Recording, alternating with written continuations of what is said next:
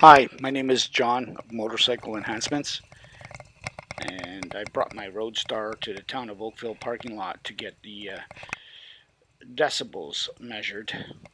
Here they have their cardboard with layouts and measurements, and it must not pass 92 decibels, and mine reached at 86.1.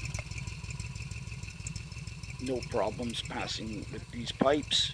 Most pipes will pass, so no worries about riding through Oakville.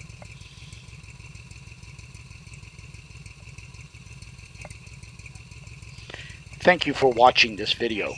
If you like it, give it a thumbs up. And thanks for subscribing. Have a great day. This video brought to you by Motorcycle Enhancements, where we do service, maintenance, and custom work. www.motorcycleenhancements.com. Check us out.